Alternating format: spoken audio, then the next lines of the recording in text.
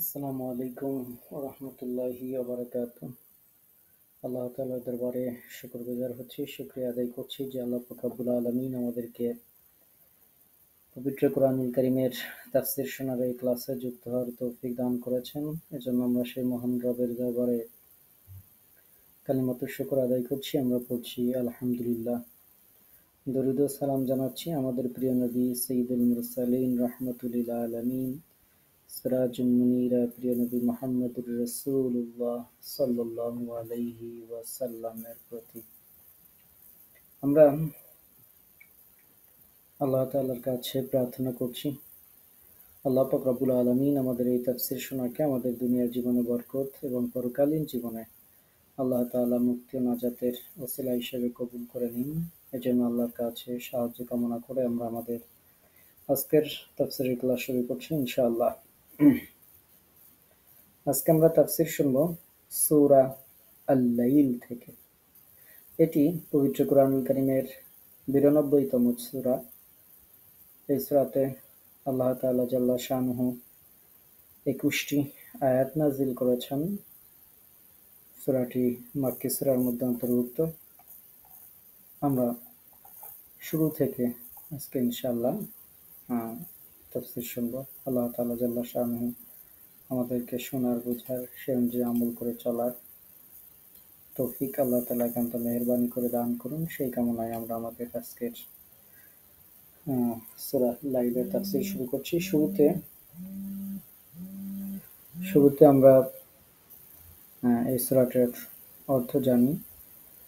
আল্লাহ তাআলা জাল্লা শানুহু বলছেন ওয়াল লাইল, মানে হচ্ছে রাতের শপথ। ইযা মানে যখন, ইয়াগশা আচ্ছন্ন করে, কসম রাতের যখন তা আচ্ছন্ন করে, কসম রাতের যখন তা ঢেকে দেয়, এরকম অর্থ। ওয়ান নাহারি ইযা তাজাল্লা, ওয়ান নাহার শপথ দিনের, ইযা যখন, তাজাল্লা সেটা আলোকিত হয়। রাতের দিনের শপথ যখন, ইযা তাজাল্লা যখন তা আলোকিত হয়। ওয়ামা খালাকায যাকারা ওয়াল উনসা, ওয়ামা খালাকায যাকার এবং শপথ হচ্ছে তার যে যিনি খালাকা সৃষ্টি করেছেন, যাকার মানে পুরুষ, ওয়াল উনসা এবং নারী, যিনি পুরুষ এবং নারী সৃষ্টি করেছেন তার শপথ। ইন্না সা'য়াকুম লাশাত্তা, ইন্না মানে নিশ্চয়ই, সা'য়াকুম তোমাদের প্রচেষ্টা, লাশাত্তা মানে অবশ্যই ভিন্ন প্রকৃতির। নিশ্চয়ই তোমাদের যে কর্মপ্রচেষ্টা আছে সেগুলো বিভিন্নমুখী, বিভিন্ন প্রকারের, বিভিন্ন প্রকৃতির, এরকম। فَأَمَّا مَنْ أَعْطَى وَاتَّقَى, فَأَمَّا অতঃপর তার ক্ষেত্রে, মান আ'তা যে দান করলো, ওয়াত্তাকা এবং খোদাভীরু হলো। সুতরাং যে দান করেছে এবং তাকওয়া অবলম্বন করেছে, বা সুতরাং কেউ দান করলে সংযত হলে, এরকম অর্থ। ওয়াসাদ্দাকা বিল হুসনা, ওয়াসাদ্দাকা এবং সদকা করলে, বিল হুসনা উত্তম ভাবে। আবার এটা হচ্ছে সদকা না বলে এখানে, সরি, সদকা না বলে ওয়াসাদ্দাকা আমরা বলবো হচ্ছে সত্য মানলে বা সত্য জ্ঞান করলে, বিল হুসনা উত্তম ভাবে, অর্থাৎ ইসলামকে সত্য মানলে। তো এটা সদকা করা না, আমার ভুল হয়ে গেছে বলা। এটা হচ্ছে যদি কেউ সত্যায়ন করে, সত্য মানে, বিল হুসনা উত্তম ভাবে, যদি কেউ সত্য মানে, অর্থাৎ ইসলামকে যদি কেউ সত্য বিশ্বাস করে, সত্য মানে আর কি। ফাসানুয়াসসিরুহু লিল ইউসরা, ফা মানে অতএব বা অতঃপর, সানুয়াসসির অচিরেই সহজ করে দিব, হু তাকে, মানে অচিরেই আমরা তাকে সহজ করে দিব, লিল ইউসরা সহজের পথ বা পথ সহজ করে দেবো আর কি। আমি তার জন্য সহজ পথে চলা সুগম করে দেবো, আমি তার জন্য সহজ পথে চলা সহজ করে দেবো, এরকম। এরপরে বলা হচ্ছে ওয়া আম্মা মান বাকিলা, কিন্তু যে আহ, ওয়া আম্মা মান বাকিলা, যে কৃপণতা করে, ওয়া আম্মা, আর যে মান বাকিলা, কৃপণতা করে, ওয়াস্তাগনা, এবং নিজেকে স্বয়ংসম্পূর্ণ মনে করে, যে কৃপণতা করে, নিজেকে স্বয়ংসম্পূর্ণ মনে করে। তারপরে হচ্ছে ওয়াকাযযাবা বিল হুসনা, এবং সদ্দিশায় অসত্য আরোপ করে। ওয়াকাযযাবা, কাযযাবা মানে হচ্ছে মিথ্যা প্রতিপন্ন করা, বিল হুসনা, আহ, ইসলামকে উত্তমভাবে মিথ্যা মনে করা আর কি। আর উত্তমকে মিথ্যা বলে মনে করেছে, তো এই উত্তমটা হচ্ছে ইসলাম আর কি। বা এটা কোথাও লিখবেন, দেখবেন যে লেখা আছে আর সৎ দিশায় অসত্য আরোপ করে। তারপরে বলা হয়েছে ফাসানুইয়াসসিরুহু লিল ইউসরা, অতএব আমি ফাসানুইয়াসসিরুহু, অতএব আমি তার জন্য সহজ করে দিব, লিল উসরা, কঠিন পথে চলা, অচিরে আমি তার জন্য সুগম করে দেব কঠোর পরিণামের পথ, সেই পথ সুগম করে দেব, বা আমি তার জন্য কঠিন পথে চলা সুগম করে দেব। আর ওয়ামা ইউগনি আনহু মালুহু, আর ওয়ামা ইউগনি, কোনো কাজে আসবে না, এবং কোনো কাজে আসবে না, আনহু তার জন্য, মালুহু তার সম্পদ, আর তার সম্পদ তার জন্য কোনো কাজে আসবে না। তারপরে হচ্ছে ইদা তাওয়াদ্দা, যখন সে ধ্বংস হবে, আর তার সম্পদ তার কোনো কাজে আসবে না যখন সে অধপতিত হবে বা ধ্বংস হবে। আচ্ছা, আমরা 11টা আয়াত শুনলাম, যেহেতু 21 আয়াত আছে, আমরা আজকে 11 আয়াত পর্যন্ত শুনবো। আল্লাহ তালা আমাদেরকে তৌফিক দান করুন। আমরা যেটুকু পড়লাম এটুকুর আজকে আমরা অর্থটা মানে এবং তাফসীরটা শোনার চেষ্টা করি। আল্লাহ পাক রব্বুল আলামিন এই যে সূরাটি আমরা শুনলাম, সূরা আল-লাইল, এই সূরা দিয়ে এই সূরাতে আল্লাহ তাআলা যে আয়াতগুলো নাজিল করেছেন, এই সূরা দিয়ে সালাত আদায় করার কথা রাসূল সাল্লাল্লাহু আলাইহি ওয়াসাল্লাম মুআজ রাদিয়াল্লাহু তাআলা আনহুকে বলেছিলেন, যে তুমি কি এই সূরা দিয়ে, যে সূরাগুলোর কথা বলেছিলেন যে তুমি কি এই সূরা দিয়ে সালাত আদায় করতে পারো না, তার মধ্যে এই সূরাটিও অন্তর্ভুক্ত। সূরা লাইল, এখানে আল্লাহ পাক রব্বুল আলামিন সমগ্র সৃষ্টি জগতের উপর ছেয়ে যাওয়া রাতের শপথ শুরুতে আল্লাহ তাআলা করেছেন। সমস্ত সৃষ্টি জগতের উপর যে রাত যে ছেয়ে যায় সেটার শপথ আল্লাহ তাআলা করেছেন। এরপরে আবার সবকিছুকে যে আলোকমণ্ডিত করে দেয় যে দিন, সেই দিনেরও শপথ করেছেন। এবং এরপর নর নারী অর্থাৎ পুরুষ এবং স্ত্রী জীবসমূহের স্রষ্টা হিসেবে নিজের সত্তার শপথ আল্লাহ পাক রব্বুল আলামিন করেছেন। তো আমরা এটুকু যদি দেখি যে আল্লাহ তাআলা শুরুতেই শপথ করছেন যে রাত, দিন এবং নারী পুরুষের জন্মের কসম আল্লাহ তাআলা করেছেন। যে আয়াতগুলো আমরা দেখলাম, যে ওয়াল্লাইলি ইযা ইয়াগশা, যখন রাতের শপথ যখন সে আচ্ছন্ন করে, ওয়ান নাহারি ইযা তাজাল্লা, দিনের শপথ যখন সে উদ্ভাসিত হয়, ওয়ামা খালাকাজ যাকারা ওয়াল উনসা, আর শপথ তার যিনি নর ও নারী সৃষ্টি করেছেন।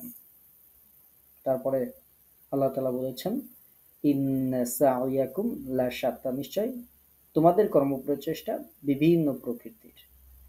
তো আল্লাহ তাআলা এই যে রাত, দিন, নারী পুরুষের জন্মের কসম আল্লাহ তাআলা খেয়েছেন, এর তাৎপর্য এই হতে পারে যে যেভাবে রাত ও দিন, পুরুষ ও নারী পরস্পর থেকে ভিন্ন বিপরীত দিক, তেমনি তোমরা যেসব কর্মপ্রচেষ্টা চালাচ্ছ সেগুলো বিভিন্ন ধরনের এবং বিপরীত। কেউ ভালো কাজ করে, আবার কেউ খারাপ কাজ করে।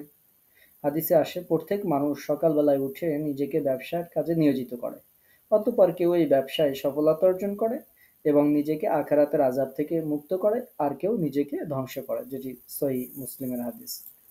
তো আল্লাহ পাক রব্বুল আলামিন সেই কর্মপ্রচেষ্টার কথা বলেছেন যে তোমাদের এই কর্মপ্রচেষ্টা বিভিন্ন ধরনের হয়ে থাকে বা তোমাদের কর্মপ্রচেষ্টা বিভিন্ন রকমের।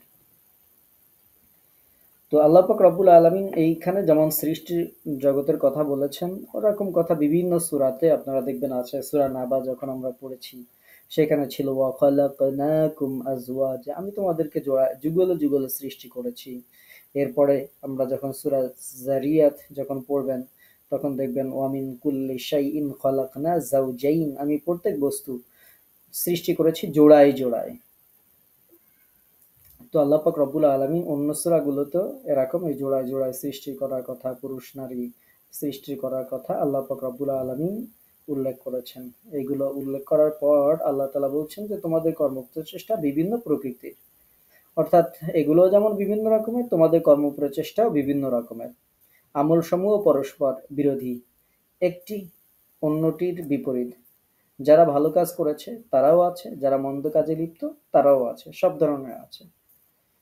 আল্লাহ তাআলা জাল্লা শাআনহু এরপরে বলছেন ফাআম্মা মান আ'তা ওয়াত্তাকা, কাজেই যে কেউ দান করলে এবং তাকওয়া অবলম্বন করলে, ওয়াসাদ্দাকা বিল হুসনা, এবং যদি সে ইসলামকে সুন্দরভাবে মেনে নেয়, সত্যায়ন করে, ফাসানুইয়াসসিরুহু লিল ইউসরা, আমি তার সহজ পথে চলা সহজ করে দেব, সঠিক পথে চলা সহজ করে দেব। আল্লাহ তাআলা পবিত্র কুরআনুল কারীমে কর্মপ্রচেষ্টার ভিত্তিতে মানুষকে দুই দলে আল্লাহ পাক রব্বুল আলামিন বিভক্ত করেছেন এবং প্রত্যেকের কয়েকটি বৈশিষ্ট্য বর্ণনা করেছেন। প্রথমে বলেছেন যে যে ব্যক্তি আল্লাহ যা নির্দেশ দিয়েছেন তা একমাত্র তার পথে ব্যয় করে, আল্লাহর থেকে দূরে থাকে, আল্লাহর পথে ব্যয় করে, আল্লাহর তাকওয়া অবলম্বন করে এবং আল্লাহ তাআলা যা থেকে বিরত থাকার নির্দেশ দিয়েছেন তা থেকে দূরে থাকে, এবং উত্তম যে কালেমা ইসলাম সেটাকে সত্য মনে করে। এখানে উত্তম কালেমা বা বিশ্বাস বলতে কালেমা লা ইলাহা ইল্লাল্লাহ এবং কালেমা থেকে দীপ্ত যে আকীদা বিশ্বাস, এর উপর আরোপিত পুরস্কার অথবা তিরস্কারের যে বিশ্বাস, সেগুলো এর মধ্যে সবকিছুই এর মধ্যে অন্তর্ভুক্ত। তো আল্লাহ পাক রব্বুল আলামিন বলছেন যারা এই কাজগুলো করে ফাসানুইয়াসসিরুহু লিল ইউসরা, আমরা তার জন্য সুগম করে দেব সহজ পথ। অর্থাৎ এটি হচ্ছে উপরোক্ত এই প্রচেষ্টার ফল। যারা এই কাজগুলো করবে, যে ব্যক্তি উক্ত বিষয়গুলো সঠিকভাবে করে, তার জন্য আল্লাহ তাআলা সব উত্তম কাজ করা, উত্তম কাজের উপায় সহজ করে দেন, আর খারাপ কাজ থেকে বিরত রাখাও আল্লাহ তাআলা সহজ করে দেন। যে ব্যক্তি দান করলো, মুত্তাকি হলো, অর্থাৎ আল্লাহর হুকুম অনুযায়ী তার পথে খরচ করলো, তাহলে তাফসিরের মধ্যে আমরা যেখানে ওয়াসাদ্দাকা বলেছিলাম যে সত্যায়ন করলো, দেখেন তাফসিরের মধ্যে কিন্তু সদকা করার কথা উল্লেখ করা হয়েছে, যে সদকা করলো, ওয়াসাদ্দাকা, যে সদকা করলো। তার মানে আমি যে অর্থটা বলেছিলাম সেটাও এই তাফসিরের মধ্যে উল্লেখ আছে, যদিও সরাসরি কোরআনের অর্থের মধ্যে নেই। তাফসিরের মধ্যে এটাও উল্লেখ আছে যে সদকা করলো, অর্থাৎ আল্লাহর পথে খরচ করলো। মেপে মেপে পা বাড়ালো, প্রত্যেক কাজে আল্লাহর ভয় রাখলো। আল্লাহর ওয়াদাকৃত যে পুরস্কার, সেই ওয়াদাকৃত পুরস্কারকে সত্য বলে জানলো এবং তার সওয়াবের অঙ্গীকারের প্রতি বিশ্বাস করলো, আর যা উত্তম তা গ্রহণ করলো। আল্লাহ তাআলা বলছেন যে আমি তার জন্য সহজ পথ সুগম করে দেব। ফাসানুইয়াসসিরুহু লিল ইউসরা, সহজ পথে চলা সহজ করে দেব। দেখেন আল্লাহ তাআলা যদি আমাদেরকে সঠিক পথে চলা সহজ করে না দেন, তাহলে আপনি আমি কোনো অবস্থাতেই সহজ পথে চলতে পারবো না, সঠিক পথে চলতে পারবো না। এই পৃথিবীতে অসংখ্য অগণিত মানুষ আছে, কিন্তু ইমানদার হওয়ার সৌভাগ্য অনেক মানুষের হয়নি। এই পৃথিবীতে আবার অসংখ্য অগণিত ইমানদার আছে, কিন্তু তারা আবার সালাত আদায় করে না। দেখেন আপনি তাদের মধ্যে আল্লাহ তাআলা আপনাকে সালাত আদায় করার তৌফিক দিয়েছেন। আবার এই পৃথিবীতে অসংখ্য মুসলিম আছে যারা সালাত আদায় করে কিন্তু কোরআন সহি করে পড়তে পারে না। তো আপনারা অন্তত তাদের মধ্যে থেকে সিপারেশন থেকে কোরআনটা অন্তত সহি করে পড়তে পারেন, পড়া শিখছেন। তো এভাবে আল্লাহ তাআলা যদি এই কাজগুলোকে সহজ করে না দিতেন, তাহলে আপনি আমিও ওই সমস্ত গাফেল মানুষদের মধ্যে অন্তর্ভুক্ত থাকতাম। তো এটা আল্লাহর কাছে সৌভাগ্য যে আল্লাহ পবিত্র কোরআনের এই নিয়ামতের সাথে আমাদেরকে সম্পৃক্ত করেছেন অন্তত। এবং এটা আল্লাহর কত বড় মেহেরবানি যে আল্লাহ তাআলা যদি না দেন, তাহলে আমরা এই পথে চলা আমাদের পক্ষে কখনো কোনোদিন কোনো কালে কোনো অবস্থাতেই সম্ভব নয়। আল্লাহ তাআলা বলছেন যারা এই কাজগুলো করবে, যারা আল্লাহকে ভয় করবে, যারা আতা ওয়াত্তাকা, যদি কেউ দান করে, তাকওয়া অবলম্বন করে, সত্য বলে ইসলামকে যদি কেউ গ্রহণ করে, আগেও যা যা আমরা শুনলাম, আল্লাহ পাক রব্বুল আলামিন বলছেন ফাসানুইয়াসসিরুহু লিল ইউসরা, আমি তার জন্য সৎ পথ, সঠিক যে পথ, এই পথটা সহজ করে দেব। আল্লাহ যখন দিনের কাজ আপনার আমার জন্য সহজ করে দিবেন, তখন আপনি সময়ও পাবেন, আপনার মন মানসিকতাও ভালো থাকবে, তখন দেখবেন কোরআনের ক্লাসে যুক্ত হতেও ভালো লাগবে। আর যদি আল্লাহ সহজ করে না দেন, তাহলে আপনি দেখবেন যে যুক্ত হতে পারছেন না, কোরআন শিখতে পারছেন না, বিভিন্ন ব্যস্ততা আপনার চলে আসছে, হতাশা, পেরেশানি, টেনশন, বিভিন্ন কিছু, আপনি এই কোরআনের ধারে কাছেও আসতে পারবেন না। হ্যাঁ, যেমন অনেক মানুষেরাই পারে না। সেই জন্য আল্লাহর কাছে আমরা দোয়া করব, আল্লাহ পাক রব্বুল আলামিন যাদেরকে সঠিক পথে চলা, যাদেরকে আল্লাহ তাআলা সহজ করেছেন, তাদের মধ্যে আল্লাহ তাআলা আমাদেরকে অন্তর্ভুক্ত করে নিন। আল্লাহ যদি অন্তর্ভুক্ত তাদের মধ্যে না করেন, আপনি আমি অসংখ্য অগণিত পাপ কাজ করে ফেলবো, কিন্তু আল্লাহ তাআলা সেগুলো থেকে বিরত রাখবেন যদি তিনি আমাদেরকে সঠিক পথে চলার তৌফিক দান করেন। এজন্য আল্লাহ যেহেতু বলছেন যে আমি তাদের জন্য সঠিক পথে চলা সহজ করে দেবো, এর জন্য আল্লাহর কাছেই আমরা প্রার্থনা করব যে হে রব, আমরা যেন সঠিক পথে যেন আমি চলতে পারি, এটা আমাদের জন্য সহজ করে দেন। আল্লাহ যখন সহজ করে দেবে, তখন আপনার সংসার, ধর্ম, কোনো কিছুতে কোনো কিছু বাধা হবে না। এর মধ্যে আপনি হিউজ পরিমাণ সময় পাবেন, মনে করেন কোরআন পড়ার জন্য, দিনের কাজ করার জন্য, ইমানি কাজ করার জন্য, আমলের সুন্দর সময় পাবেন। আর আল্লাহ যদি সহজ করে না দেন, ছোট্ট কাজে সারাদিন আপনার ব্যস্ত থাকতে হবে, কাজটা 10 মিনিটে শেষ হয়ে যাওয়ার কথা, কিন্তু 10 ঘন্টাও শেষ করতে পারবেন না, এত ব্যস্ততা আপনার থাকবে। তো মেইন কথা হচ্ছে, আল্লাহ তাআলা যদি সহজ করে দেন, তাহলে সবকিছুই সহজ হয়ে যাবে ইনশাআল্লাহ দিনের পথে চলা। তো আমরা আল্লাহর কাছে সেই কামনাই করব। এরপরেই আল্লাহ তাআলা বলছেন ওয়া আম্মা মান বাখিলা ওয়াস্তাগনা, কিন্তু যারা দান করার বিপরীতে, যারা কৃপণতা করে, ওয়াস্তাগনা, আর নিজেকে একটু বড় বড় ভাব মনে করে আর কি, অমুখাপেক্ষী মনে করে, ওয়াস্তাগনা মানে হচ্ছে অমুখাপেক্ষী মনে করা, যারা আমার তো টাকা আসে, পয়সা আসে, ক্ষমতা আসে, বিত্ত আছে, বৈভব আছে, আমার কিসের অভাব, কাউরে গোনার আমার টাইম নাই, এরকম যারা নিজেদেরকে অমুখাপেক্ষী মনে করে, ক্ষমতা, দম্ভ, অহংকার, গর্ব, এগুলো যাদেরকে পেয়ে বসেছে, যে ব্যক্তি কার্পণ্য করলো, নিজেকে স্বয়ংসম্পূর্ণ মনে করলো, এবং হুসন তথা কিয়ামতের যে বিনিময় সেগুলোকে অবিশ্বাস করলো, আমি তার জন্য সুগম করে দিব কঠোর পরিণামের যেই পথ, সেই পথ। আল্লাহ তাআলা বলছেন ওয়া আম্মা মান বাখিলা ওয়াস্তাগনা, যে নিজেকে অভাবমুক্ত করলো, মনে করলো, ওয়া কাযযাবা বিল হুসনা, এবং ইসলামকে যে মিথ্যা প্রতিপন্ন করলো, ফাসানুইয়াসসিরুহু লিল উসরা, আল্লাহ তাআলা বলছেন যে তাকে সুগম করে দিব কঠোর পথ, কঠোর পরিণামের পথ, যেই পথে জাহান্নাম, আর কি এক কথায় সহজে আপনাদেরকে বুঝাই, সেই পথটা তার জন্য সহজ করে দেব। তাহলে কত ভয়ানক কথা আল্লাহ তাআলা জাল্লা শানহু বলছেন। তাহলে এখানে আমরা আরেকটি আয়াত শুনি। আল্লাহ তাআলা পবিত্র কোরআনের সূরা আনামের মধ্যে বলছেন, আর যেহেতু তারা প্রথমবার ঈমান আনেনি, এর ফলে তাদের মনোভাবের ও দৃষ্টিভঙ্গির পরিবর্তন করে দিব এবং তাদের অবাধ্যতার মধ্যেই বিভ্রান্ত থাকতে দিব। অর্থাৎ এই অবাধ্যতার মধ্যে মৃত্যু পর্যন্ত তাদেরকে বিভ্রান্ত করে রাখবো, বিভ্রান্ত থাকবে তারা। সূরা আনামের 110 নম্বর আয়াতে আল্লাহ তাআলা বলেছেন। এজন্য মানুষের আমলের বিনিময়ে সেই আমলের অনুরূপ তার ফলাফল যে পেয়ে যাবে, এটা পবিত্র কোরআনুল কারীমে আল্লাহ পাক রব্বুল আলামিন বিভিন্ন জায়গায় উল্লেখ করেছেন। যে ভালো কাজ করতে চায় তাকে ভালো কাজ করার তৌফিক দান করা হয়, পক্ষান্তরে যে মন্দ কাজ করতে চায় তাকে মন্দ কাজ করার সামর্থ্য প্রদান করা হয়। তো এ সম্পর্কে হাদিস আছে, আমরা সেটি শুনবো।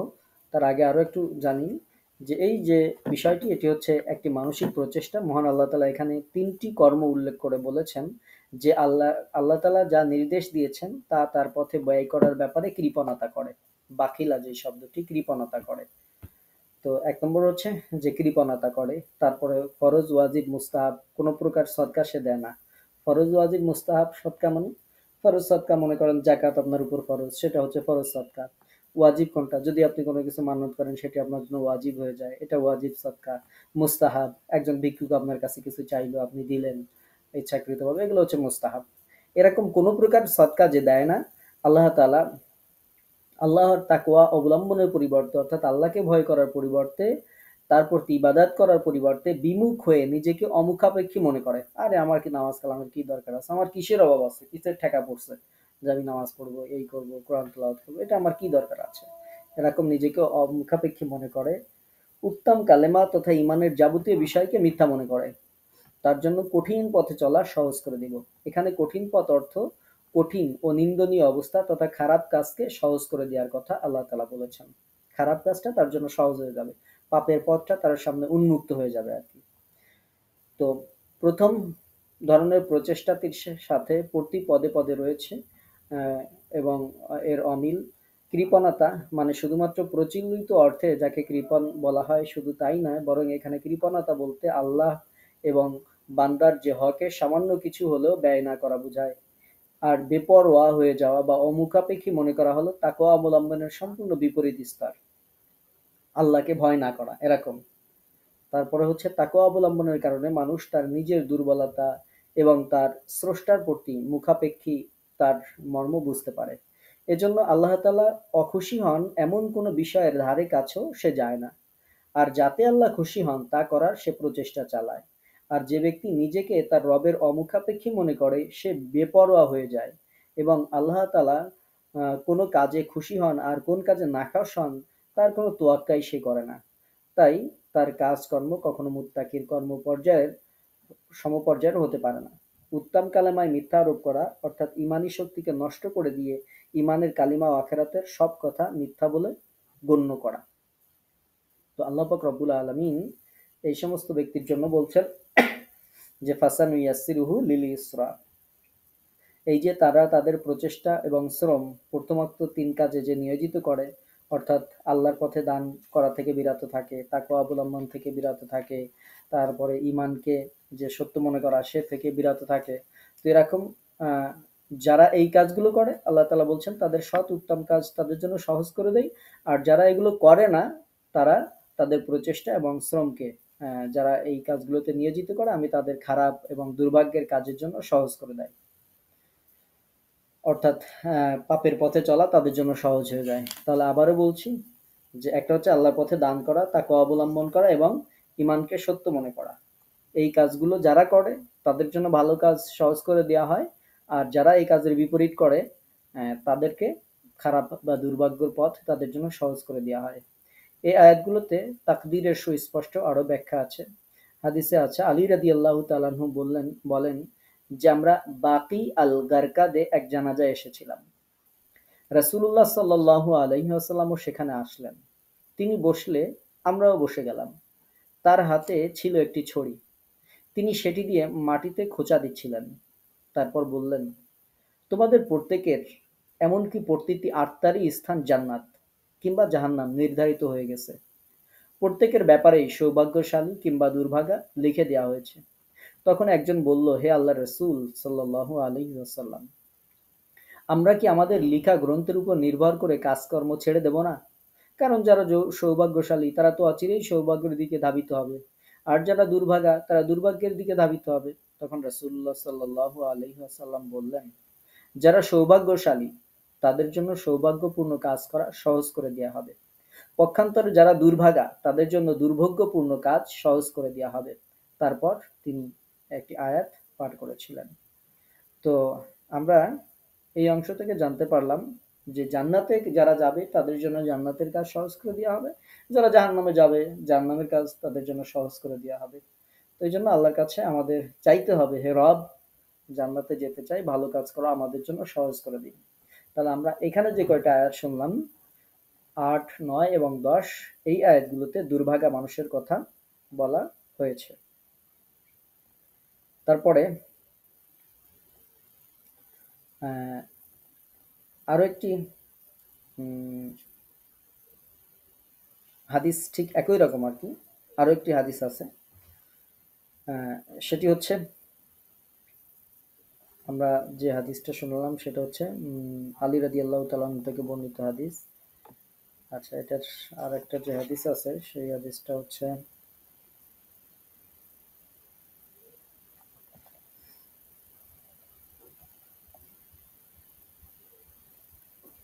একটি হাদিস আছে আবু বকর সিদ্দিক রাদিয়াল্লাহু তাআলা আনহু রাসূলুল্লাহ সাল্লাল্লাহু আলাইহি ওয়াসাল্লামকে জিজ্ঞেস করেছিলেন, হে আল্লাহর রাসূল সাল্লাল্লাহু আলাইহি ওয়াসাল্লাম, আমাদের আমল সমূহ কি তাকদীরের লিখন অনুযায়ী হয়ে থাকে? রাসূলুল্লাহ সাল্লাল্লাহু আলাইহি ওয়াসাল্লাম জবাবে বললেন, হ্যাঁ, তাকদীরের লিখন অনুযায়ী আমল হয়ে থাকে। এই কথা শুনে আবু বকর রাদিয়াল্লাহু তাআলা আনহু বললেন, হে আল্লাহর রাসূল সাল্লাল্লাহু আলাইহি ওয়াসাল্লাম, তাহলে আমলের প্রয়োজন কি? রাসূলুল্লাহ সাল্লাল্লাহু আলাইহি ওয়াসাল্লাম বলেছিলেন, প্রত্যেক ব্যক্তির উপর সেই আমল সহজ করে দেওয়া হবে, সেই আমল সহজ হবে যে জন্য তাকে সৃষ্টি করা হয়েছে। তো এরপরে আলী রাদিয়াল্লাহু তাআলা আনহু যে হাদিসটি শোনালাম, ঠিক এই হাদিসটি আরও একটি গ্রন্থে এসেছে এইভাবে যে আলী ইবনে আবু তালিব রাদিয়াল্লাহু তাআলা আনহুর এই একই হাদিসটি, ভাষাটা একটু পরিবর্তন, যে তিনি বলছেন আমরা বাকি আল গারকাদে রাসূলুল্লাহ সাল্লাল্লাহু আলাইহি ওয়াসাল্লামের সাথে এক জানাজায় শরীক ছিলাম। তখন তিনি বলেছিলেন, জেনে রেখো যে তোমাদের প্রত্যেকের স্থানই জান্নাতে অথবা জাহান্নামে নির্ধারণ করে দেওয়া হয়েছে, লিপিবদ্ধ রয়েছে। এই কথা শুনে জনগণ বলল, হে আল্লাহ রসুল সাল্লাল্লাহু আলাইহি ওয়াসাল্লাম, তাহলে আমরা তো সেই ভরসায় নিষ্ক্রিয় হয়ে থাকতে পারি। উত্তরে রাসূলুল্লাহ সাল্লাল্লাহু আলাইহি ওয়াসাল্লাম বললেন, তোমরা আমল করে যাও, কারণ প্রত্যেক লোকের জন্য সেই আমল সহজ করে দেওয়া হবে যে জন্য তাকে সৃষ্টি করা হয়েছে। এরপর তিনি যে আয়াতটি তেলাওয়াত করেছিলেন সেটি হচ্ছে, তিনি এই যে আয়াত আমরা এর আগে শুনলাম, فَأَمَّا مَنْ أَعْطَى وَاتَّقَى وَصَدَّقَ بِالْحُسْنَى فَسَنُيَسِّرُهُ لِلْيُسْرَى। এই আয়াতগুলো তখন প্রিয় নবী সাল্লাল্লাহু আলাইহি ওয়াসাল্লাম পাঠ করেছিলেন। ইমাম বুখারী রাহিমাহুল্লাহ আলী ইবনে আবু তালিব রাদিয়াল্লাহু তাআলা আনহু থেকে একই ধরনের হাদিস বর্ণনা করেছেন, যাতে তিনি বলেন, আমরা একদা এক ব্যক্তির জানাজা নিয়ে জান্নাতুল বাকিতে উপস্থিত হই এবং সেখানে রাসূল সাল্লাল্লাহু আলাইহি ওয়াসাল্লাম আগমন করেন এবং বসে পড়েন। সুতরাং আমরাও তার কাছে এলাম, আমরাও তার চারিদিকে বসে পড়লাম। তার হাতে একটি লাঠি ছিল, তিনি মাথা নিচু করে ওই লাঠি দিয়ে মাটিতে দাগ কাটছিলেন। অতঃপর তিনি বললেন, তোমাদের মাঝে এমন কেউ নেই, অথবা বলছিলেন, এমন কোনো প্রাণী নেই যার ব্যাপারে লিখিত হয়নি যে তার স্থান জান্নাতে হবে নাকি জাহান্নামে হবে, এবং এও লিখিত হয়েছে যে সে দুর্ভাগ্য হবে নাকি সৌভাগ্যবান হবে। এক ব্যক্তি বলল, হে আল্লাহ রসুল সাল্লাল্লাহু আলাইহি ওয়াসাল্লাম, তাহলে কি আমরা ভাগ্যের উপর নির্ভর করে থাকব এবং কোনো ভালো আমল করব না? কারণ যার তাকদিরে সৌভাগ্য লেখা রয়েছে সে তো সৌভাগ্যশীলদের দলেই অন্তর্ভুক্ত হবে, এবং যার তাকদিরে দুর্ভাগা লেখা রয়েছে সে তো দুর্ভাগাদের দলেই অন্তর্ভুক্ত হবে। রাসূলুল্লাহ সাল্লাল্লাহু আলাইহি ওয়াসাল্লাম উত্তরে বললেন, যারা সৌভাগ্যবান তাদের জন্য সৌভাগ্যশীল দলের আমলগুলোকে সহজ করে দেওয়া হবে, এবং যারা দুর্ভাগা তাদের জন্য দুর্ভাগা দলের আমল সহজ করে দেওয়া হবে। এরপর তিনি পাঠ করেছিলেন, فَأَمَّا مَنْ أَعْطَى وَاتَّقَى وَصَدَّقَ بِالْحُسْنَى فَسَنُيَسِّرُهُ لِلْيُسْرَى وَأَمَّا مَنْ بَخِلَ وَاسْتَغْنَى وَكَذَّبَ بِالْحُسْنَى فَسَنُيَسِّرُهُ لِلْعُسْرَى। যে হাদিসটি শোনালাম এই হাদিসটি বিভিন্ন হাদিস গ্রন্থে, সহিহ মুসলিমে, নাসাইতে, ইবনে মাজাতে, আবু দাউদ শরীফে, বিভিন্ন হাদিস গ্রন্থে এই হাদিসটি বর্ণনা করা হয়েছে। তো আমরা আল্লাহর কাছে সদা সর্বদা প্রার্থনা করব যে আমরা যেন আল্লাহ তাআলা যেন আমাদের জন্য ভালো কাজগুলো করা সহজ করে দেন। এর আরো হাদিস এই সম্পর্কে উল্লেখ করা আছে। যেমন একটা হাদিস এসেছে মুসনাদে আহমদ এবং ইমাম তিরমিজি রাহিমাহুল্লাহ উল্লেখ করেছেন যে ইমাম আহমদ ইবনে উমর রাদিয়াল্লাহু তাআলা আনহু থেকে বর্ণনা করেন, একদা উমর রাদিয়াল্লাহু তাআলা আনহু বললেন, হে আল্লাহ রাসূল সাল্লাল্লাহু আলাইহি ওয়াসাল্লাম, আপনি কি মনে করেন যে আমরা যে আমল করি তা আমাদের তাকদীরে পূর্ব হতেই নির্ধারণ করে রাখা হয়েছে, নাকি আমরা তা নতুন করে শুরু করেছি? রাসূলুল্লাহ সাল্লাল্লাহু আলাইহি ওয়াসাল্লাম উত্তরে বললেন, ইহা ওই ধরনেরই যে তা নির্ধারিত হয়ে রয়েছে। অতএব হে ইবনুল খাত্তাব, আমল করে যাও, কারণ প্রত্যেক ব্যক্তির আমল করা সহজ করা হয়েছে। সুতরাং সৌভাগ্যবানদের দলভুক্ত হবে সে উত্তম কাজ করতে থাকবে, আর যে দুর্ভাগাদের দলভুক্ত হবে সে খারাপ কাজ করতে থাকবে। তো আমাদের চিন্তা ভাবনা করা উচিত, আমরা দিনের মধ্যে যতগুলো কাজ করি সেই কাজগুলো কি সৌভাগ্যশীল মানুষদের ভালো কাজ করি, নাকি আমরা পাপের কাজে বেশি সময় ব্যয় করি। তো আমাদের সেই সম্পর্কে চিন্তা ভাবনা করতে হবে, হিসাব করতে হবে, হিসেব করে দেখে আল্লাহর কাছে সংশোধনের জন্য দোয়া করতে হবে যে আল্লাহ তাআলা আমাদেরকে বেশি করে ভালো কাজ করার তৌফিক দাও, আর যত খারাপ কাজ আছে সেগুলো থেকে যেন আমরা বিরত থাকতে পারি সেই তৌফিক আমাদেরকে দান করো। অনেকগুলো হাদিস আছে, আরো একটা হাদিস শোনাই। হ্যাঁ, এই হাদিসটি ইমাম মুসলিম রাহিমাহুল্লাহ বর্ণনা করেছেন। ইবনে জাবির ইবনে আব্দুল্লাহ রাদিয়াল্লাহু তাআলা আনহু থেকে বর্ণনা করেন যে তিনি বলেছেন, হে আল্লাহ রাসূল সাল্লাল্লাহু আলাইহি ওয়াসাল্লাম, আমরা যে আমল করি তা কি আমাদের তাকদিরে পূর্ব হতেই নির্ধারিত রয়েছে বলেই করে থাকি, নাকি আমরা এমন যে আমল করছি তার উপর ভিত্তি করে আমাদের ফয়সালা দেওয়া হবে? রাসূলুল্লাহ সাল্লাল্লাহু আলাইহি ওয়াসাল্লাম উত্তরে বললেন, এটা অনেকটা পূর্ব নির্ধারিতের মতোই। তখন সুরাকা রাদিয়াল্লাহু তাআলা আনহু বললেন, তাহলে আমল করার কি প্রয়োজন? তখন রাসূলুল্লাহ সাল্লাল্লাহু আলাইহি ওয়াসাল্লাম বললেন, প্রত্যেক ব্যক্তি যে কাজ করবে তার জন্য সেই কাজ করা সহজ করে দেওয়া হবে। ইমাম মুসলিম রাহিমাহুল্লাহ এই হাদিসটিও উল্লেখ করেছেন।